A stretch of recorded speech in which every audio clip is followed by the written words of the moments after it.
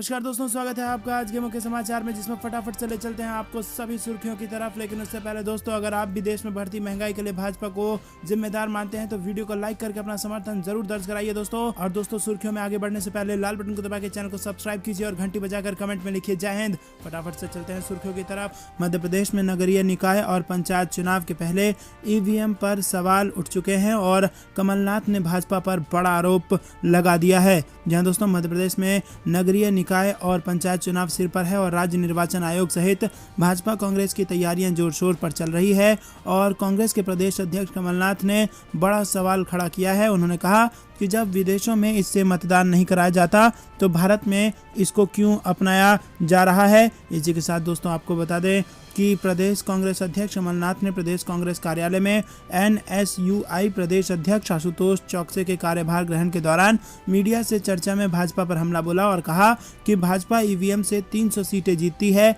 जब यूरोप और अमेरिका में ईवीएम में चुनाव नहीं हो रहे तो फिर हमारे यहाँ क्यों हो रहे हैं। और जर्मनी ने तो ईवीएम से चुनाव नहीं कराने के लिए संविधान में ही संशोधन कर दिया है। अब वहाँ मतपत्र से ही चुनाव कराए जा रहे हैं। तो दोस्तों, आपको क्या कुछ लगता है, क्या ईवीएम से मतदान कराया जाना चाहिए? हाँ या ना में अपनी राय बताइए। वीडियो को लाइक नहीं किया तो लाइक जरूर कीजिए। रुक करते हैं अगली बड़ी खबर की तरफ। अखिलेश यादव का हमला, कहा बीजेपी सरकार ने एम्बुलेंस चालकों को किया दाने दाने को मोहताज। जी हाँ दोस्तों, आपको बता दें कि उत्तर प्रदेश से बड़ी खबर आ रही है। समाजवादी पार्टी के अध्यक्ष अखिलेश यादव ने उत्तर प्रदेश में संचालित एम्बुलेंस सेवा 108 के चालकों को सरकार के अहंकार और अन्याय का शिकार करार देते हुए रविवार को कहा कि इनमें से तमाम लोगों की नौकरी जाने से उनके ऊपर दाने दाने का उनके परिवार दाने दाने को मोहताज हो रहे हैं। उन्होंने आरोप लगाया कि एम्बुलेंस चालकों को सरकार के अहंकार और अन्याय की वजह से अपने जीवन में तकलीफें झेलनी पड़ रही हैं। तमाम चालकों की नौकरी जाने से उनके परिवार दाने दाने को मोहताज हो रहे हैं।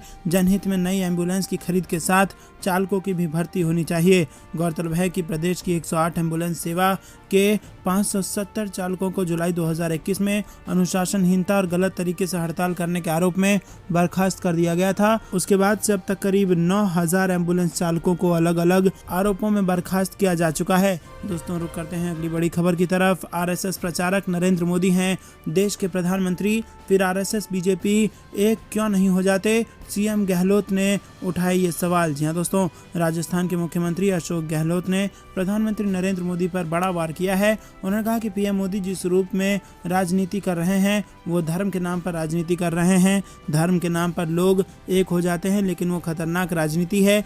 उनकी पार्टी और आरएसएस की थीम वही है, एजेंडा वही है। सीएम गहलोत ने आगे कहा कि आरएसएस के एक प्रचारक देश के प्रधानमंत्री नरेंद्र मोदी हैं, फिर क्यों नहीं आरएसएस और बीजेपी एक हो जाते हैं? ये स्वीकार करना चाहिए आरएसएस को भी, जो कहते हैं कि हम सांस्कृतिक दल हैं, हमें राजनीति से कोई मतलब नहीं है। मुख्यमंत्री अशोक गहलोत ने इंटरव्यू के दौरान कहा कि लड़ाई विचारधारा की है। अगर संघ और बीजेपी का विलय हो जाता है तो दो विचारधारा होगी, एक हमारी और एक उनकी। बीजेपी का छद्म राष्ट्रवाद है, हमारा राष्ट्रहित का राष्ट्रवाद है, इतना ही फर्क है। तो आ जाइए मैदान में, हमें खुशी होगी। दोस्तों, रुक करते हैं अगली बड़ी खबर की तरफ। भाजपा जम्मू कश्मीर में जनता को न्याय दिलाने में रही नाकाम, उमर अब्दुल्ला ने लगाया ये आरोप। जी हाँ दोस्तों, नेशनल कॉन्फ्रेंस के उपाध्यक्ष उमर अब्दुल्ला ने रविवार को कहा कि भारतीय जनता पार्टी जम्मू कश्मीर के किसी भी वर्ग के लोगों के लिए किए गए वादे को पूरा करने में नाकाम रही है और उन्हें न्याय नहीं दिला पाई, तथा इसीलिए वो लोगों का ध्यान भटकाने की रणनीति अपना रही है। जम्मू कश्मीर के पूर्व मुख्यमंत्री ने कहा कि उनकी पार्टी भाजपा के सभी प्रयासों को विफल करेगी और अगर सत्ता में आई तो विकास की नई गाथा लिखने के लिए लोगों के अधिकारों की रक्षा करेगी। उन्होंने सीमाई जिले पुंछ के सुरनकोट में पार्टी के कार्यकर्ताओं को संबोधित करते हुए ये बात कही। उन्होंने कहा कि अगस्त 2019 में भाजपा नीति केंद्र सरकार ने जब संविधान के अनुच्छेद 370 के अधिकतर प्रावधानों को समाप्त किया और राज्य को 2 केंद्र शासित प्रदेशों में बांट दिया, उसके बाद से अब तक जम्मू कश्मीर में कोई बदलाव नहीं आया है। इसी के साथ अब्दुल्ला ने कहा कि क्योंकि वो नाकाम रहे इसीलिए वो मतभेद पैदा करके मुसलमानों को एक दूसरे से लड़ाकर और लोगों को प्रताड़ित करके ध्यान भटकाने की कोशिश कर रहे हैं। दोस्तों, रुक करते हैं अगली बड़ी खबर की तरफ, जो कि दिल्ली से आ रही है। 63 लाख लोगों के घरों पर चलेगा बुलडोजर, अतिक्रमण कार्रवाई पर भड़के सीएम केजरीवाल, बताया आजाद भारत का सबसे बड़ा विध्वंस। जी हाँ दोस्तों, दिल्ली में चल रही बुलडोजर कार्रवाई को लेकर मुख्यमंत्री अरविंद केजरीवाल ने प्रेस कॉन्फ्रेंस की है। सीएम ने कहा कि हम अतिक्रमण के खिलाफ हैं, गैरकानूनी तरीके से घर तोड़े जा रहे हैं। मुख्यमंत्री ने कहा कि 63 लाख लोगों के घरों पर बुलडोजर चलाया जाएगा और ये आज़ाद भारत का सबसे बड़ा विध्वंस होगा। सीएम ने बीजेपी पर वार करते हुए कहा कि चुनाव के पहले बीजेपी ने कहा था कि कच्ची कॉलोनियों के लोगों को मालिकाना हक दिलाया जाएगा, जहां झुग्गी होगी वहीं मकान बनाए जाएंगे। वहीं अब चुनाव के बाद ये सब तोड़ने के लिए आ गए हैं। उन्होंने कहा कि हम अतिक्रमण के खिलाफ हैं, हम नहीं चाहते कि अतिक्रमण हो, लेकिन 63 लाख लोगों के घर उजाड़ देना, उनकी ज़िंदगी बर्बाद कर देना, इसे बर्दाश्त नहीं किया जाएगा। मुख्यमंत्री अरविंद केजरीवाल ने आगे कहा कि 15 साल से नगर निगम में बीजेपी का राज रहा है। इस दौरान उन्होंने खुद गैरकानूनी ढंग से कई बिल्डिंग बनवाई। अब जब 18 तारीख को इनका कार्यकाल पूरा होने जा रहा है तो क्या इनके पास नैतिक पावर है कि ये इतना बड़ा निर्णय लें? आप चुनाव कराइए, चुनाव में पूरी दिल्ली की जनता आम आदमी पार्टी के ही हक में रहेगी। सीएम ने कहा कि हम दिल्ली की जनता को भरोसा दिलाते हैं कि हम अतिक्रमण और अवैध रूप से बनी बिल्डिंगों का समाधान निकालेंगे। दोस्तों, रुक करते हैं अगली बड़ी खबर की तरफ। प्रचार को धार देने पहुंचेंगे मुलायम, अखिलेश ने बनाया स्टार प्रचारक। जी हां दोस्तों, उत्तराखंड के कुमाऊं मंडल के चंपावत विधानसभा क्षेत्र में विधानसभा उपचुनाव का बिगुल बज चुका है। समाजवादी पार्टी के अध्यक्ष अखिलेश यादव ने मुलायम सिंह यादव को स्टार प्रचारक बनाया है। मुलायम सिंह के अलावा चुनाव आयोग को दी गई सपा स्टार प्रचारकों की लिस्ट में अखिलेश यादव, मुलायम सिंह यादव भी शामिल हैं। दोस्तों, रुक करते हैं अगली बड़ी खबर की तरफ। 2024 के लोकसभा चुनाव में कांग्रेस की बेड़ा पार लगाएगी युवा, 50 साल से कम उम्र के लोगों को मिलेगा टिकट। जी हां दोस्तों, वर्ष 2024 में होने वाले लोकसभा चुनाव में कांग्रेस के बेड़े को देश के युवा ही पार लगाएंगे। इसीलिए कांग्रेस ने उदयपुर में आयोजित चिंतन शिविर में ये तय किया कि आगामी लोकसभा चुनाव में पार्टी 50 साल से कम उम्र के लोगों को टिकट देगी। इसके साथ ही संगठन में भी युवाओं की 50% भागीदारी होगी। सबसे बड़ी बात यह है कि कांग्रेस में सुधार के लिए उदयपुर के चिंतन शिविर में पार्टी आला कमान की ओर से कई अहम फैसले किए गए हैं, जिसमें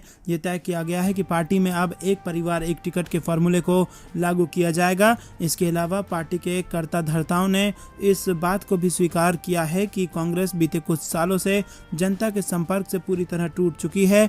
उसे दोबारा देश की जनता से संपर्क स्थापित करना है और इसके लिए सेतु का काम देश के युवा ही करेंगे। पार्टी के विश्वसनीय सूत्रों के अनुसार उदयपुर के चिंतन शिविर में कांग्रेस के पूर्व अध्यक्ष राहुल गांधी ने इस कड़वी सच्चाई को भी स्वीकार किया कि जनता के साथ कांग्रेस का संपर्क टूट रहा है और इसी से इसको जोड़ने के लिए नेताओं एवं कार्यकर्ताओं को लोगों के बीच अब जाना होगा।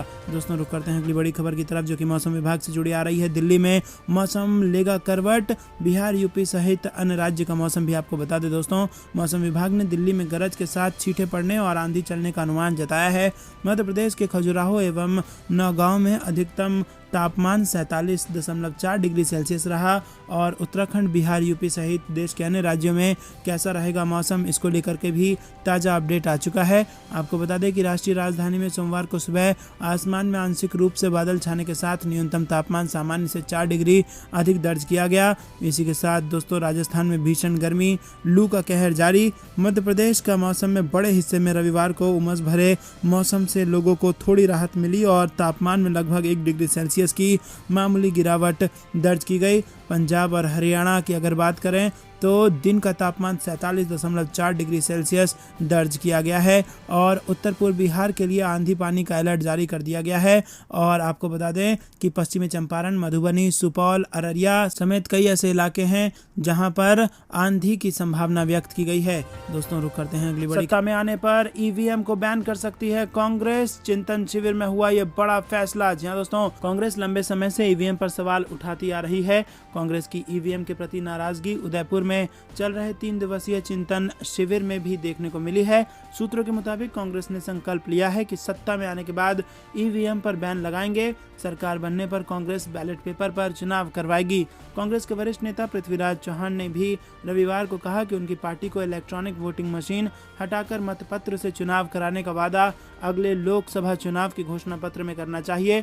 इस मुद्दे को जनता के बीच भी ले जाना चाहिए। पार्टी के चिंतन शिविर के लिए गठित राजनीतिक मामलों की समन्वय समिति के सदस्य चौहान ने कहा कि ये उनकी निजी राय है, लेकिन कई नेताओं ने भी इस पर सहमति जताई है। महाराष्ट्र में पूर्व मुख्यमंत्री ने संवाददाताओं से कहा, ईवीएम पर बहुत चर्चा हुई है, बहुत घपलेबाजी हो रही है। मेरी निजी राय है कि आग्रह करने से प्रधानमंत्री नरेंद्र मोदी इसे नहीं हटाएंगे। हमें उन्हें हराना पड़ेगा। हमारे चुनावी घोषणा पत्र में लिखना पड़ेगा कि हम सत्ता में आएंगे तो ईवीएम हटाकर मतपत्र की तरफ जाएंगे।